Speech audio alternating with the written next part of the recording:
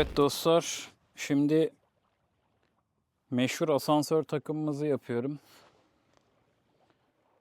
Gördüğünüz gibi bir tane stoper, arkasına bir tane boncuk. Hava kapalı, onun için iri bir boncuk seçtim bugün. Yani yoksa böyle balığın ürkeceğinden korktuğum zamanlarda bu kadar boncuk takmıyorum. Şu an Cunda Fenerler'deyim. Benim çok sevdiğim bir yer, biliyorsunuz. Genelde güzel balıklar alıyorum. Ama buranın en büyük sorunu attığınız oltaların çoğunun takılması ve takıldıktan sonra da bir çözüm üretememeniz. Yani kalıyor olta orada. Hatta ben çok iri balıklar, böyle 4-5 kilo balıkları bıraktım. Takıldı, çekemedim. Bunun için böyle biraz stresli, biraz maceralı ama hep balık olan bir yer. Sebebi de burası bir gemi geçiş noktası. Hemen yanımızda da sahil güvenlik var.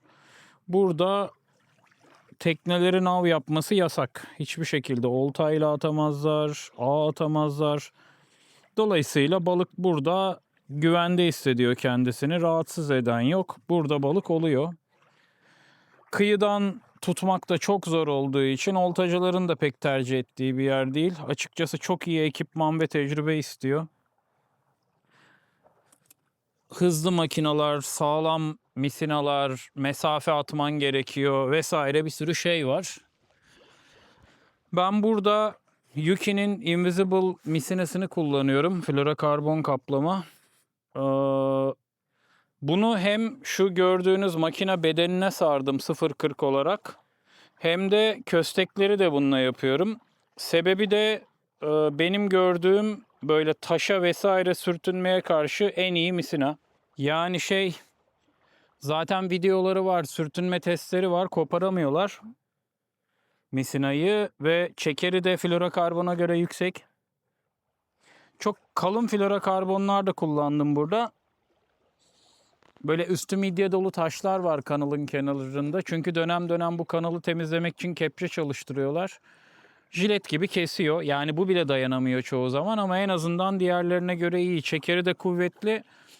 Bununla daha önce denedim. Çok asıla balığı kurtardığım oldu otların arasından. Ya da bir atıyorum, böyle asılıyorum gelmiyor. Bir geliyor 4 tane takım üzerinde. Böyle hepsi oraya takılmış, ağ gibi örmüş. Şimdi yine deneyeceğim. Bir tane oltaya attım, suda vuruş geliyor.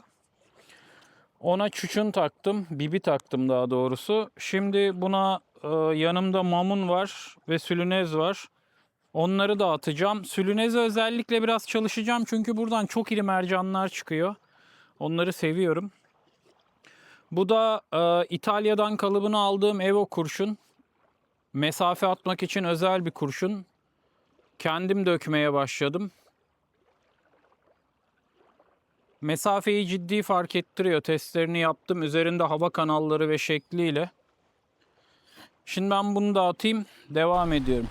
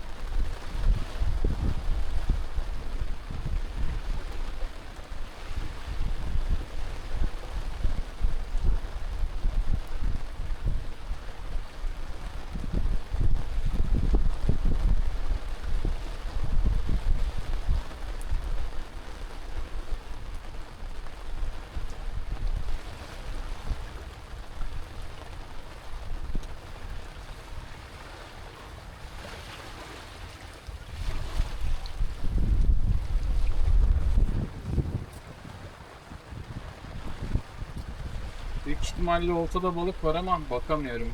Gök gürlüyor. Oltayı elime almak çok tehlikeli şu an. Pente de rüzgardan uçacak gibi, bir anda rüzgar çıktı. Kapatıp içeri de kaçamıyorum.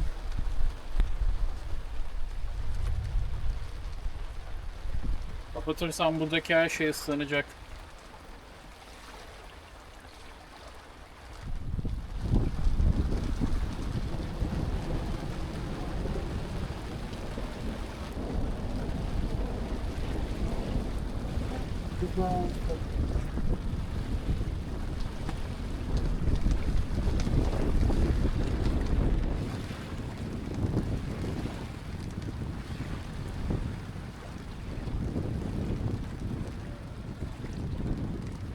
Biraz sakinleşse eşyaları içeri atacağım. Bunu da kapatacağım.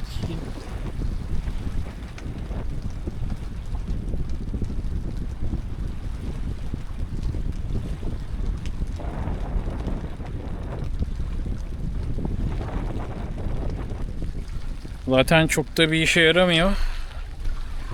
Her şey ıslandı. Rüzgarla yandan geliyor. Bak dedik, bir şeyleri kaçırmaya çalışıyor.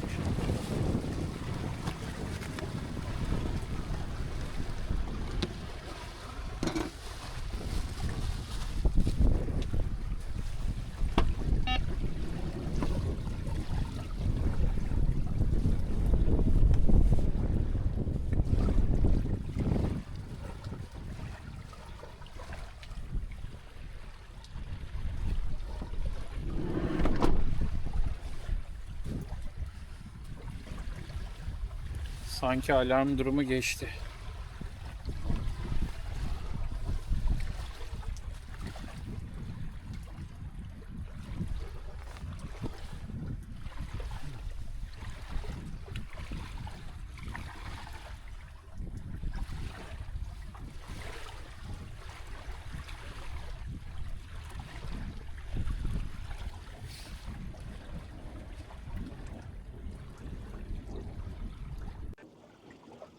Hava bu kadar kapalı değildi. Böyle ufak ufak yağıyordu. Rüzgar da yoktu. Güzelce kuruldum.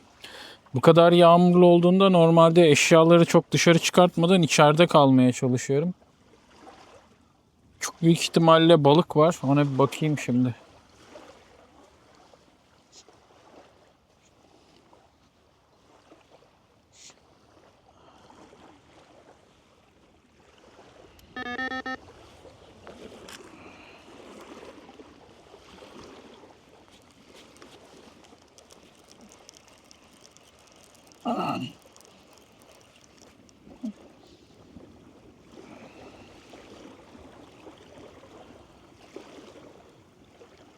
Ya üstündeydi, bıraktı. Ahtapot falan mıydı acaba? Aa, çok kötü. Ya da kurtuldu. Çok güzel bir balık vardı.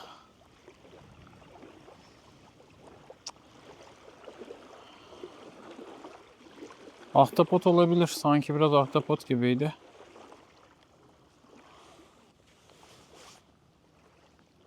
Ya da böyle iri bir yengeçti. Yem gitmiş.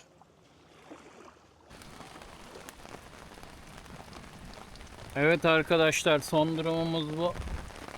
Oltanın biri orada. Biri orada.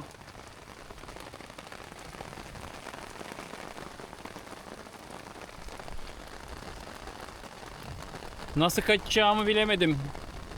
Gök gürlüyor, oltalara dokunamıyorum. Balık da vurdu. Çok acayip. Bakalım, biraz bekleyeceğim. Dinerse toplayacağım. Dinmezse dinene kadar buradayız. Mümkün değil çıkıp olta toplamak yani. Tehlikeli. Şimşek çakarsa perişan eder. Fırtınada oltalara yaklaşamadım. Hala gök gürlüyor. Biraz tedirginim. Oltaları toplamaya çalışıyorum. O fırtınada bir tane gelmiş, çektim. Size göstereyim. Mamun atmıştım. Lidake gelmiş. Hemen bu arkadaşı fırtına şerefine salıyoruz. Bakın. Haydi. Haydi. Gitti. Bilmiyorum, ya toplanırım ya yem tazelerim. Bakacağız şimdi. Her an hava tekrar patlayabilir, emin değilim. En kötü karavana geçip oturacağım.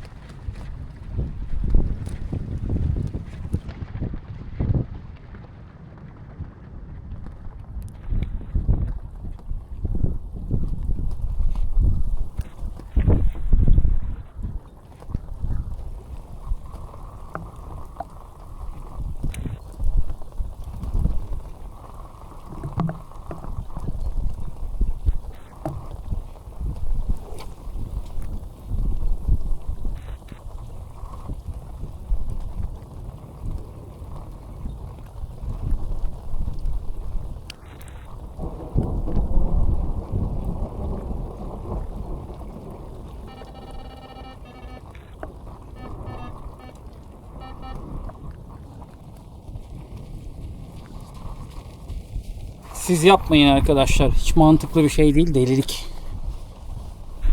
Oltaları olabildiğince az elime almaya çalışıyorum. Yani hiç almamak en mantıklısı. Bakıyorum gök gürlediği zamanlar yaklaşmıyorum. Şu an yapılabilecek en iyi şey arkadaşlar, çay demliyorum. Çay içip karavanda oturacağım. Oltalarda bibi var. Oltalarda suda dursun. Fırtına dindikten sonra üzerinde balık varsa bakarım. Çok tehlikeli bu iş yani bunun. Bir de karbon kamışlar paratoner gibi çekiyorlar. Ayrıca gözlük hiç uygun değil bu işler için. Bu arada eşyaların bayağısını arkaya, içeri vesaire böyle tıkaladım bir anda hızlıca. Biraz bir şey kaldı ama önemli değil. Tenteyi de kırılmadan kısalttım ama daha tam toplayamıyorum. Bakalım, değişik bir macera oluyor. İnanılmaz bir akıntı ve su basmaya başladı şu an. Dıştan cunda içe doğru deli gibi su basıyor.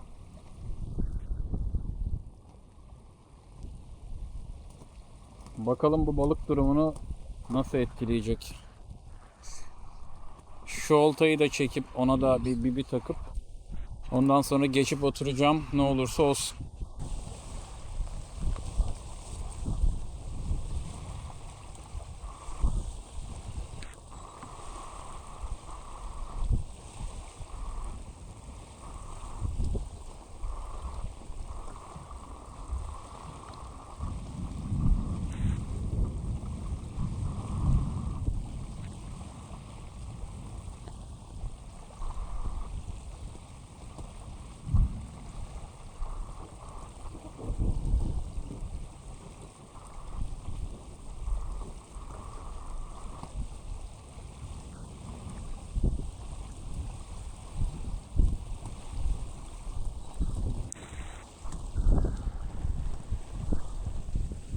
Şimşekler ve hava çok yükseldi. Onun yemini değiştirmeyeceğim. Çok tehlikeli.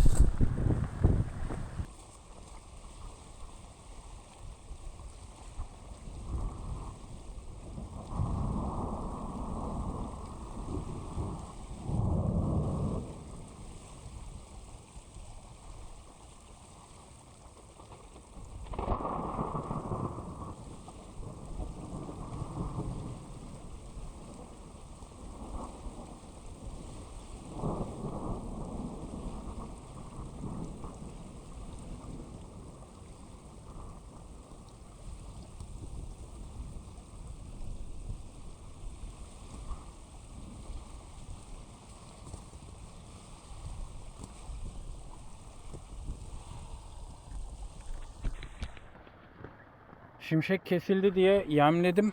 Oltayı elime almaya korktum. Tam yem takarken çok fena yakınıma şimşek düştü.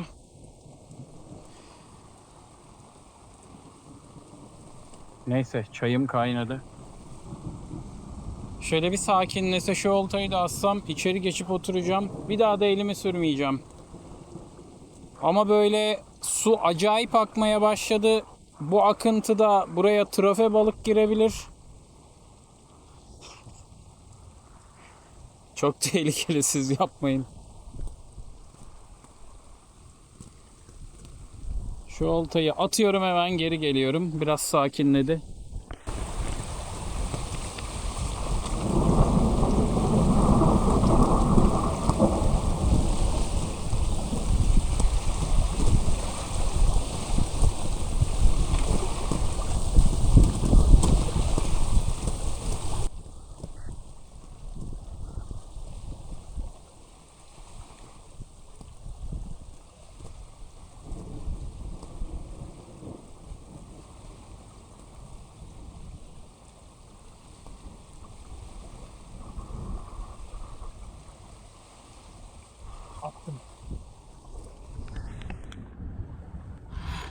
Attım ve kaçıyorum arkadaşlar.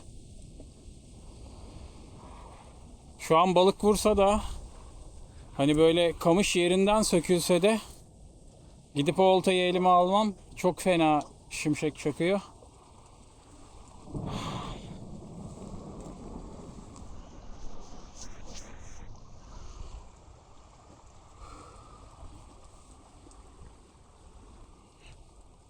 Artık bekleyeceğiz.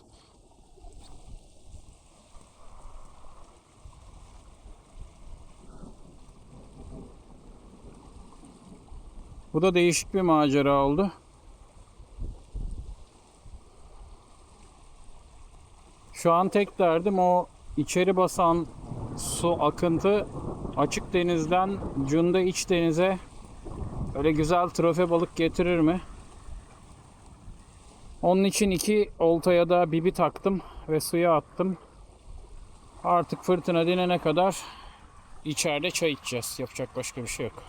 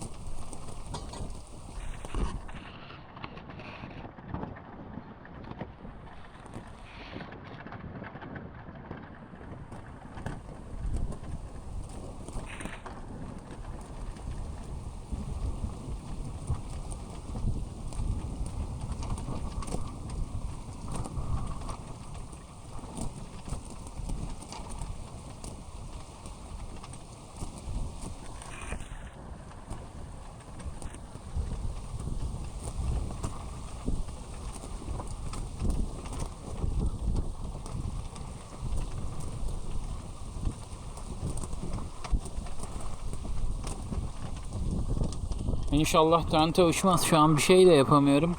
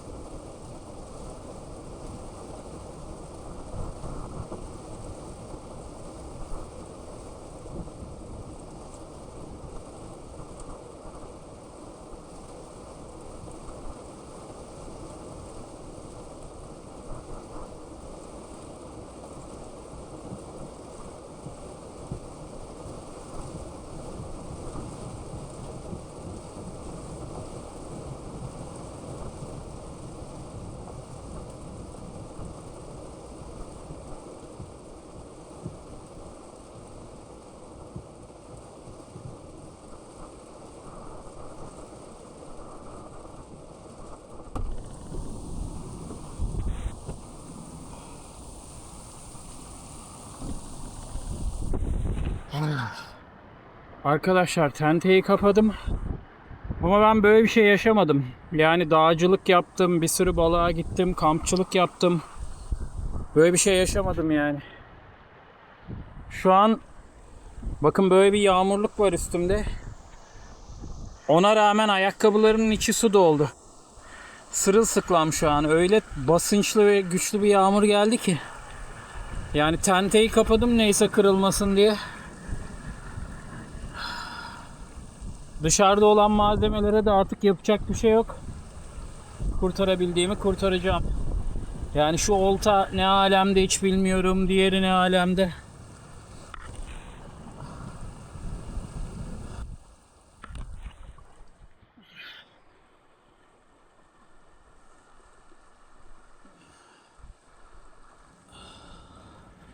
Çok seviyorum doğada olmayı ama hayatını tehlikeye atmamak lazım. Yoksa hani bu problem değil. Biraz malını biraz canını korumak derdim. Yoksa hiç önemli değil yani. Fırtınaya bayılıyorum hatta ama. Mesela bu kadar güçlü bir fırtına olacağını tahmin etseydim, biraz böyle öngörebilseydim erken toparlanırdım. Karavanın içine otururdum. Meteoroloji uyarı veriyor, fırtına uyarısı veriyor ama görürsün hani böyle bulut gelir falan. Çok hızlı geldi. Aniden geldi ve normalde işte bu taraftan esen bir rüzgar vardı. Lodos gibi hani böyle orası tam ne oluyor? İşte Cunda İçdeniz tarafından bir anda bu tarafa döndü ve çok şiddetli dolu gibi yağmur, rüzgar, akıntı hepsi bir anda geldi. Şu an böyle yağmurluğun dışında kalan pantolonum, çoraplarım, ayakkabım hepsi sırılsıklam.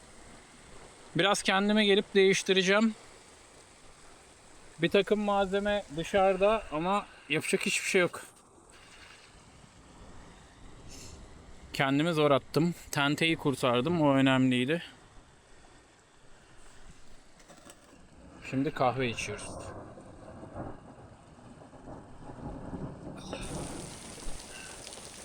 Evet arkadaşlar, dolu da başladı.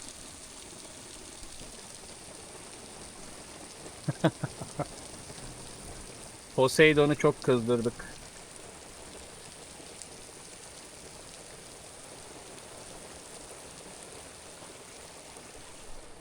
Neyse en azından şu an keyfim yerinde. Kahvemi içiyorum. Yemeğim de var. En kötü oltalar yere düşer. Ona da yapacak bir şeyim yok şu an. Şu an trofe gelse gidip oltalara dokunmam. Bakın hatta vuruyor şu an görüyor musunuz? Karşımdaki oltaya. Kumanda burada. Hatta swinger'ı görüyorum yani. Swinger ileri geri yapıyor. Balık üstünde büyük ihtimalle ama şimdi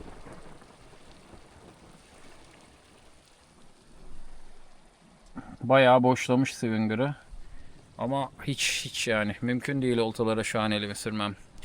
Şimşekler bitecek. Hava açacak. Ondan sonra bakacağım. Üstünde balık varsa nasip.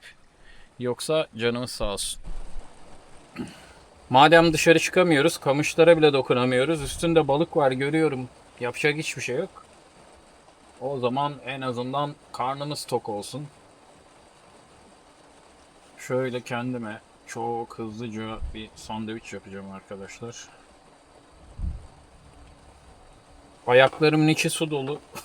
Karavanın içinde bile yürüyemiyorum. Vıcık vıcık. Arka tarafta yedek ayakkabım, çoraplarım falan var ama o tarafa da geçemiyorum şu an.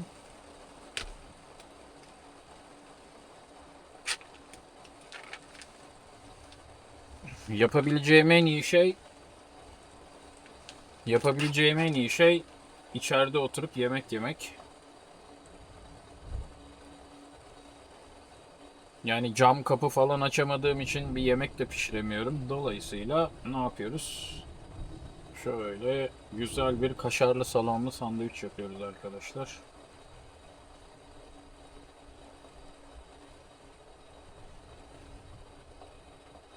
Neyse ki sürekli karavanımda acil durum yiyeceği var. Bir yerde böyle kalsam çok rahat bir hafta yaşarım. Suyum, çayım, yiyeceğim hep bir stoklu, böyle konservelerim falan var. Onun için şimdi hatta böyle bir sandviç sosum da vardı ama arka taraflarda şu an hiç alamayacağım. Bu da balığın bir parçası. Demiştim ya size, böyle fırtınalar seviyorum. Levrek havası, erkek havası. Ha işte görün erkek havasını. Al sana erkek havası. İyi ki çadırda falan değilim ya. İyi ki yani. Şu an çadırda olsaydım arkadaşlar, çadır uçuyordu. Ben de peşinde koşuyordum. Şöyle. Çayım da tamam.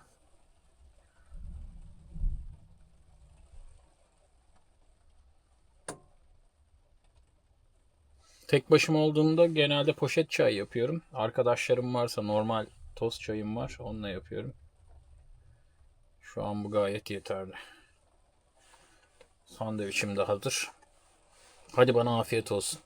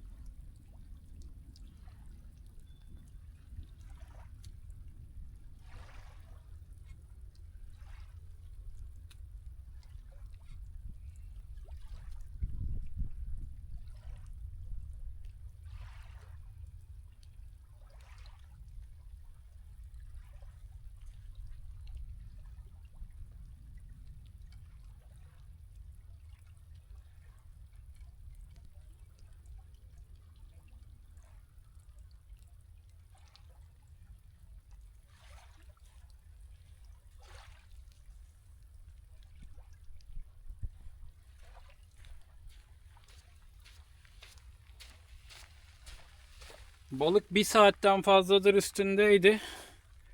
Tabi beni beklemez. Kurtulmuş. Bu arada çekerken gördünüz. Bu havalarda makineye mono sarıyorum. Mono olmasa o oltayı çekemezdim. Muhtemelen o kadar yosun binerdi ki giderdi. Şimdi yağmur azalmışken toplayıp gideceğim. Diğer oltaya bakıyorum.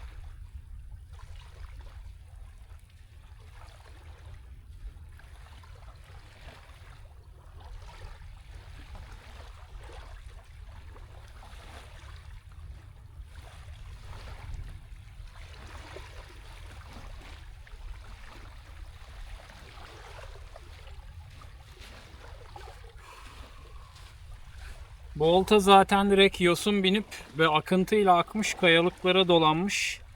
Hani üzerinde balık var mı yok mu hiç önemli değil. Şu an çarpılmadan kendimi kurtarmaya çalışıyorum. Kamışı yukarı dikmeye bile çekiniyorum açıkçası. Bir an önce bunları arabaya atıp kaçıyorum.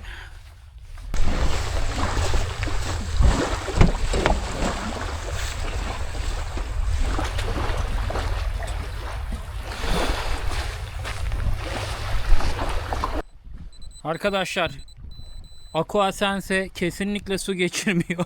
Bu fırtına da üzerindeydi. Hala çalışıyor.